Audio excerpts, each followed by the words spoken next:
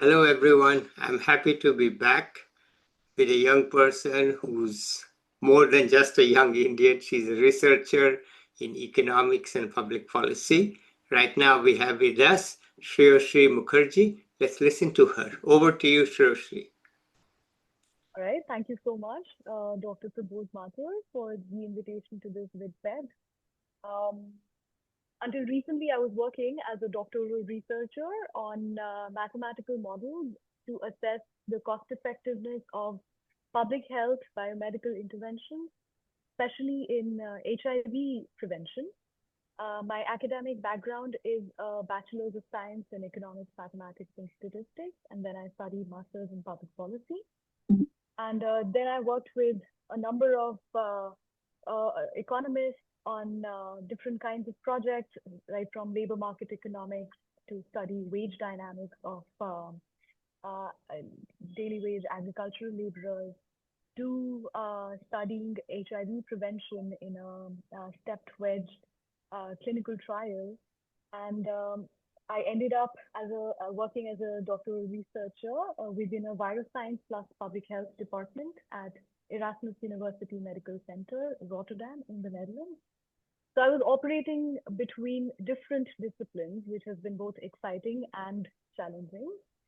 And what drew me into this field was a deep connection or the deep connection between mathematics, ethics, and public decision making. And so I worked on building mathematical models that can influence um, billions in funding, actually, because this relates to government expenditure on drugs, which are for HIV treatment as well as for prevention. And actually, yeah, that was it was quite a sensitive topic that I was working on. So um, it's been that. Uh, I can talk a little bit about the technical core part of the research if you'd like. Well, Um, it's your choice. You tell us. oh, sure, sure, sure. Okay, so in principle, HIV is preventable with effective biomedical tools which are already available. But the question is, how do we allocate limited resources in the most cost-effective way? And that's where these models come in. You have concepts like incremental cost effectiveness ratios, which are essentially cost per quality adjusted life years gained. And that's calculated over a 40-year horizon, 40-year, because um, on an average, individuals are infected with HIV at the age of between 35 and 40. And if you are on the antiretroviral therapy, in today's age, the drugs are so effective that you can live a normal human lifespan. So, which means that you will be spending the rest of your life taking those drugs on a daily basis to be able to keep your vital load suppressed. That's why the cost effectiveness happens over a 40-year timeline. So you see what the cost or the burden would be on a public health system if on the number of people who are infected. But the complexity of these models lie in thousands of lines of code, the simulated cohorts, the dynamic transitions, and that makes it powerful but also vulnerable because minor changes in population assumptions can affect funding outcomes significantly. And that's one form of integrity risk, which is a bit of a structural opacity. And that's why it's very important that scientific integrity is very strongly talked about especially in this part of the research. Um, and I think that's what I wanted to actually discuss a little bit as I got this opportunity to talk about on this platform, not just the research that I've been involved in, but like my experience as somebody who was not a doctor or not who did not do a formal degree in public health but ended up in a university research hospital to study epidemiological models and comment on drugs and their impact and the kind of money that can go into investing into these drugs. Um, so is that how's that sounding until now? Is that It's your platform. I'm listening. okay? All right. I'm But like no listening. comments, no comments yet on. No, I don't like to comment for 10 to 15 minutes. Oh, you don't like to tell. Oh, Let the person speak. Whatever all is right. on her mind, let it come out. Okay. All right. Fair enough.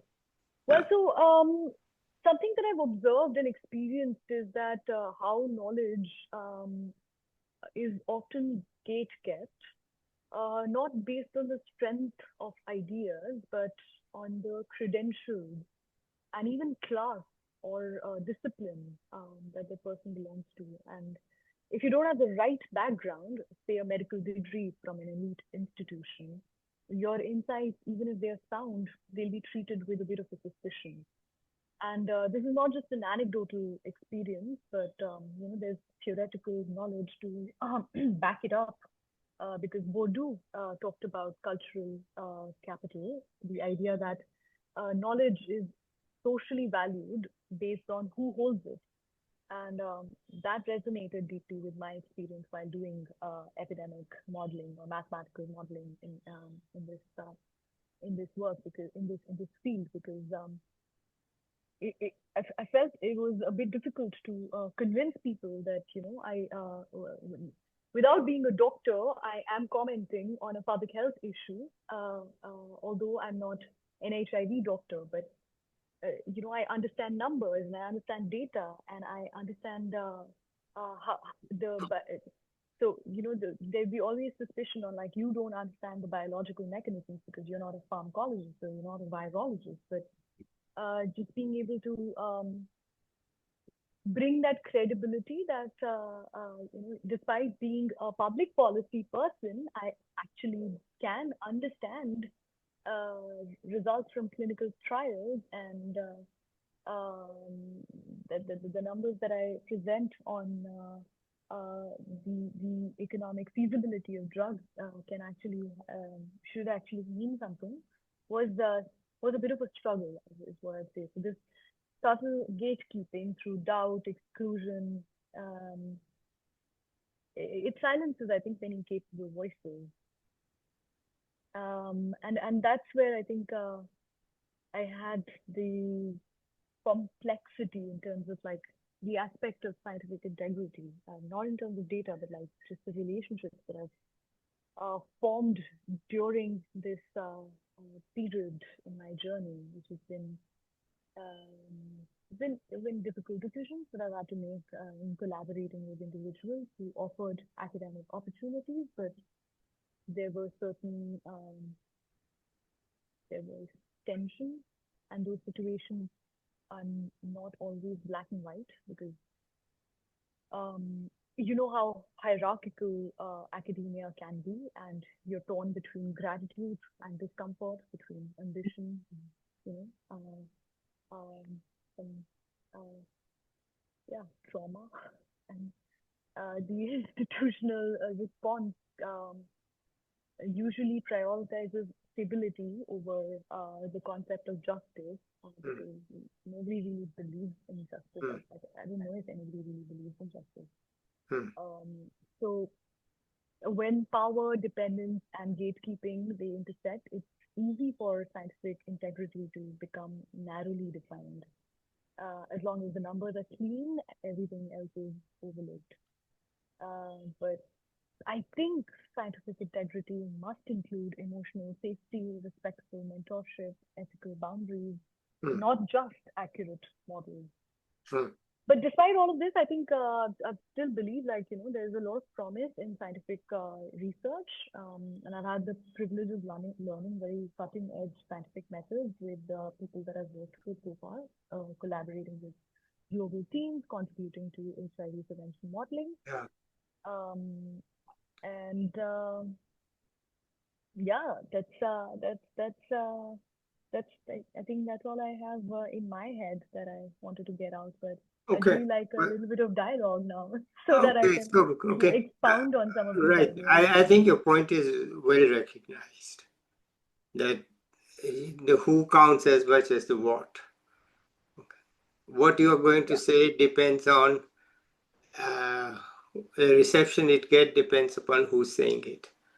yeah, If you don't have the credentials, nobody listens to you. And if you have the credentials, even if you're wrong, people listen to you. So, Yeah. yes, it's well known and it is unavoidable in this world. I mean, Yeah. I face it all the time myself because I have no affiliation to any university or any institution, right? And I don't want to have any affiliation with any university or any institution. But when you don't have it, people always think, oh my God, why do I have to listen to someone who is not, so to speak, close to the norm in terms of having an academic identity? So I face it all the time that look, people say, look, who the hell are you? You don't even have a job. I say, yeah. No, but sir, your credentials are quite strong on Yeah, paper, right? but Like see, you that worked means with I have to go MIT, the back World to, Bank. yeah, but still people wonder why there's no job, must be something wrong.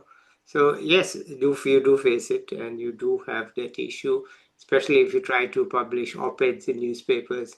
They don't want to print from somebody who's not employed. Okay, they want to write a credential. Okay, they don't want to say you are a professor at X, and of course I don't want to be a professor at X. But then Fair enough. you don't get that. Okay, so but that's the price I have to pay, and it's I'm very ready to pay it because if I was Mm. employed somewhere, I would have nothing to say. So Exactly, sir. That's exactly what I was talking about. That like your voice, everything is so controlled when you're affiliated to an exactly, institution. Like yeah, it just feels like you. I have experienced so many things that were uh, absolutely in like intolerable, but I did not have the guts to talk about it because I had an affiliation which was a very large institution, yeah, um, and that kind of signifies a very um uncomfortable reality that we're part of. Like it's so hypocritical when we talk about freedom, and then yeah, as academics you just don't yeah. have any freedom to Mm, speak the truth, mm, um, and or rather you're silenced yeah, completely or intimidated yeah. from speaking the truth. No, it's And not just the truth issue. I'll tell you a simple thing. Once I was a consultant for the World Bank. Okay. But okay, so we are out there in one country, we're holding a meeting, and the staff member who's the head of the team, rightly so, has to go back to Washington for whatever reason. And then he says, well, this meeting will now be. Now, he can't say the meeting will be led by Subodh because I'm not staff member. Okay. So he has to hand it over to somebody else who's a staff member who speaks for 1 minute and then he says, let's hear what Subodh has to say. But you have to go through that hoop because I'm going to lead it. I've recruited that fellow who's the number two legally. I recruited him.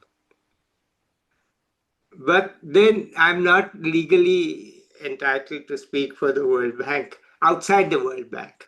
Okay. So what yeah, do? You have to pretend that, look, this fellow is my boss. Either he is my junior, I've hired him. But still, so we have this issue all the time that, look, yeah. And what's I your, guess the individuality kind of merges with the institutional. So you're not an individual anymore at all when you're affiliated to an institution. It's like you but every time you open your mouth, you're speaking on behalf of an institution. yeah, But but it also matters. I mean, I could turn it sometimes to a plus. Like, I went to give I was in one country in Africa, and I said, okay, I'll come and address the chairman of the institution plus all the key people. No notes, no PowerPoints, nothing. I'll just talk for 20 minutes, right? They said, fine. And at the end of it, the chairman said, okay, now we know that the World Bank pays you, but you work for us. I said, thank you, sir.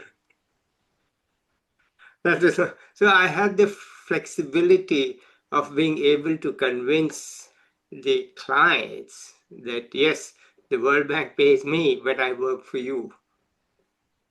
then how Which, do you decide you work, like what do you work for? Like how do you decide? Is it just money which is swinging a person's loyalty, or is it Or is it some other conviction that is supposed to Uh, be a in driver? my case, it wasn't money at all. I used to make good money in the US doing some work that was intellectually interesting but socially meaningless. Well paid. Okay. Mm. I used to make very good money. Then, occasionally I would do some work for the World Bank because I had spare time. Okay. You don't have to work full time in there. It's also cutthroat kind of job. So you Yeah. don't work full time. Then one of the fellows there said, "So why are you wasting your life? You are not born for this. You helped Okay. me do this thing in this rural part of this country." I said, look, I don't know anything. And plus, you won't pay me as much. He says, were you born to make that kind of money doing this stupid work? No, you want you do this. I said, okay, fine. I have to check with my wife. We have to have less money. Ultimately, the No, boss I is said, look, someone I else. work for her, not for you. Come on, what the hell? I don't work for you. That's funny. I don't That's work so for funny. money and I don't work for you. I work for her. Uh, So he said, That's okay, let me interesting. check with her. I'll check with her. And if she says it's okay, then I'll do it. And then Fair at enough. the end, he said, no, why can't you do both at the same time? In the end, I had to quit the other US work because there's a lot of things to be done. And the money was 50% or 60% of what I was making. But then he So said, to Subodhu, you were not born to do that stupid work. You were born to do this. I said, how do you know? He says, I know. I can see you. So do it. I said, okay, fine, I do it. So I so mean, what about like your happiness? Like what gave you like over the course of your career, what's given you well, true they gave happiness? me, okay, they gave me, Or which project has given you true the happiness? thing is, I got freedom. Okay. Because I said, look, I won't take your job. Okay. I'll work for you, but no job. Okay. So I will be there. I'll do it. It's not that I won't do the work. I'll do it. But you got to let me be me. Okay. So if you want to have a meeting at 9 o'clock, I may or may not come. Okay. It's my choice. You can fire me if you want, but then you won't have me if you fire me. Okay. Fair. So your choice. So I said, Yeah. okay, forget it. Just get the damn. So my job was to create new ideas of what the institution can do. Okay. How, and then if they reject 9 out of my 10 ideas, it's fine. They take one and they implement it. Right. Right? So it was very satisfying to be able to think practical things through, make that conceptually sound, and to design projects which ultimately, though they were small, the president of the country inaugurated because it was clear that this is path breaking. Yeah. It's Well, path can breaking. you can you share one of the projects that you were Yeah, really okay. proud of? So the very first project was rooftop solar in rural Indonesia in 1995. Nobody Hmm. had heard of rooftop solar in big cities. But the job was to electrify rural Indonesia. And there was a clear sense from one of the staff members there that we will use solar. Okay. Nobody in the World Bank supported solar, not one person. So I said, Subodh, you come and do it for me. I said, fine, we'll get it done. And, it was very tough because I did the economic design, overall design, and everyone in Indonesia said, look, you guys are stupid. This doesn't work here. Okay. At the end, I convinced my team. I went Is it through it. climatic problem? Like why did they say that it didn't work here? No, because nobody had heard of solar panels Oh, in rural okay. area. Say, Okay. what It's is so this? innovative. No, no, who the hell is going? And you're not going to, you're doing a market based approach. If an NGO does it, they take responsibility and they will Yeah. take care of everything. And NGOs were doing 5, 10,000 households at a time. I said, guys, it's stupid. I'm going to design a project for 200,000. They say, what is this? You can't do it. There's no NGO there, nobody to look after the panels, nobody to look after this. I said, look, people here are poor, they're not stupid. There's Fair. a difference between being Absolutely. poor and stupid. And so Absolutely. finally, the subsidy scheme was outrageous. And finally, everybody agreed, but the minister said no. What is this? So then they said to me, Subodh, you convinced everybody, go and convince the minister. Now let's see. Now you go to a minister, you can't tell him anything, you have 2 minutes. But anyway, we got it done.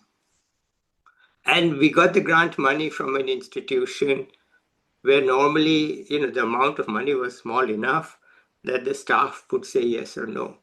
But they pushed it up to the CEO personally to, okay, they said, this is madness. I said, yeah, it is madness, guys. It's madness. But Yeah. do it. So in the end, it went through. The president of the country inaugurated the project. We got kudos from the president of the World Bank. So it was very satisfying. And then we, but I'm not involved in the replication. But then they replicated the project in Bangladesh. And today, Bangladesh has 6 million rural families, not people, families with solar panels. It's one of the world's most successful solar rural programs. Starting in 2003, I think it must be 6 million now. So, in terms of like direct impact on the quality of life, would you say that the number of hours that they used to receive electricity in their households They had no with those solar electricity. panels, they did not have? Okay, They had no, they okay, had no electricity at all. It's not a question of okay, hours. The grid wasn't there. Even in okay, India, the grid wasn't there, right? So there was no grid, and the grid was not well run anyway. So there was no hope of getting it. But now, solar panels. Plus, we put in a system by which the central person running the whole scheme, they could get, by the time you had SMS messages, they could just get an SMS from the household, my system's not working. okay. Okay, and But then the but people who were were, there engineers who were able to fix it, no, like local engineers? the uh, liability was on the company that had sold it to them. Okay, Okay, and why would they do it? Because they were getting this. We didn't give the subsidy to the households. We gave the subsidy to the company after it had installed the system. So if it didn't fix it, we would suspend them from the next month's payments. I see. Okay. Okay, So we said, guys, you better go and fix it because you are making good money in this program with the subsidy. And if you don't want to fix that person's panel, then you are suspended from this program. So in the middle of the next month, you can do what you like, but we are not going to give you. They have to submit all the documents, the serial numbers, this, that of every part, house number there. And you submit it and we won't pay you till you fix it. So now what are okay, they going to do? Because the whole operation is running. And if they yeah, don't go and fix, so they go fix it. Right? So this is the design that you give the responsibility to the private sector. You also give them enough money so that yeah, they can yeah, make yeah. money. And people said, well, if you give the money to the subsidy to the company, they will rip off the household and make them pay the full amount. I said, then why are we giving the subsidy if they are willing to pay the full amount? If they are So, willing to be ripped off, then we yeah, shouldn't be subsidizing them in the first place on at solar. all. Right? Why be Yeah. subsidizing them? So it was an exercise in very. So there were several projects like that to just think it through, make it happen, and it was very satisfying to be able to think creatively about a problem. And what I tell young people is, it is not thinking out of the box. You have to create a new box where none exists. Okay, fair enough. Okay, you I don't. mean, I have been working on like a project, but the thing is that so the projects that I work with are so sensitive that just to be able to convince the individuals on the out of the box concept can be challenging because to Yeah, to immediately like I think so I do you I how How aware are you about the key populations affected by HIV in I'm India? very aware of it because Okay, we used to go to rural Africa and to Africa for meetings, and you could never be sure because somebody would be dead. So, or there'll be a funeral back and then. so on. So I'm very aware. But what I'm saying is that yes, but I had very strong credentials. They had hired me. They had told me you were born for this. I said, okay, guys, I can quit you any day and make more money. So you better not, so there's no issue of keep quiet. I said, well, I'm your consultant. If you don't listen to me, then why am I your consultant? Yeah, Right? I'm not your fair enough. consultant to do something on a project that you've already designed. I'm your consult. We had designed something in rural Africa at the request of the senior people. And then one of the staff members said to me, how come you're going out into rural areas when even the power company in the capital doesn't work well? I said, by the Okay. way, why are you opening schools in rural areas when you don't have a very good university in the capital? She said, oh, it's different. I said, tell me how. He said, okay, okay, just do it. Yeah. It was tough to get it through, but we had one or two people who backed us. And ultimately, we designed a project. I designed a project in Uganda, which the World Bank conducted a post approval review. I Okay. said it's so mad that we'll conduct a post approval review just in case somebody has missed something. And they got a retired vice president of the World Bank to come and review it. But the key person of that head of the World Bank for that country just told this guy, hey, why don't you just shut up and let these guys do it? So, it was very tough because they say, what, there's no such review after approval. All the reviews have been done. But they said, no, no, no, this is craziness. Because, So what's been your like biggest lesson in terms of like I call this ego management. I think that's the term that I usually keep for these kind of events where you have to you like there are a lot of don't let your ego cut in the way.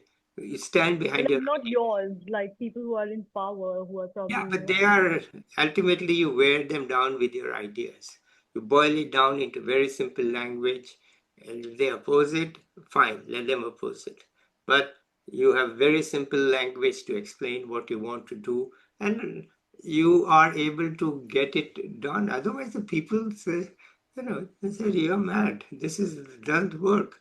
I mean, I went to the Ministry of Health in this country, and they said you have come to the wrong place because the Ministry of Energy is next door. I said, no, I've come to the right place. You guys don't know you have a problem. Let me tell you. and what was it, Visit, the I problem? have Like, visited your rural health facilities and I can tell you what your problem is. what was the problem?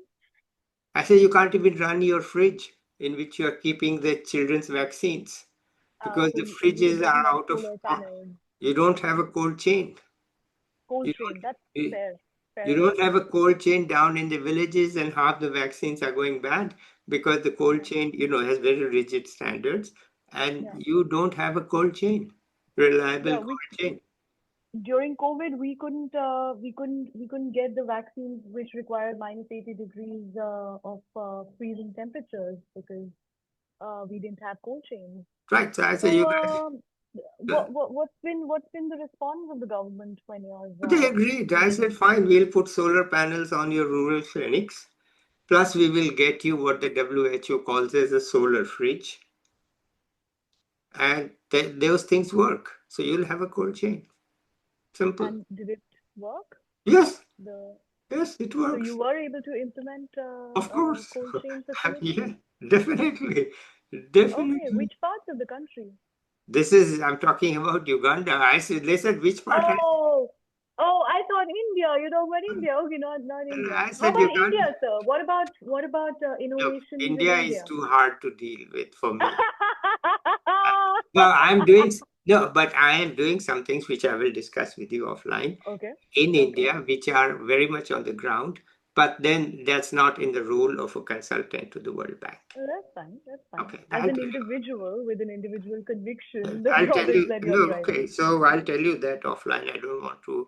It is not secret. It's Fair, very fair, fair. public, but it's not worth putting it here. This is your turn to speak, not mine. So tell us Oh, okay. more about your decisions and your own life and your any tips for the young people. Tips. I'm also young, sir. Like what No, no, I tips? know, but those who are in I their mean, those who are in their BA and so on, thinking about the future, you know.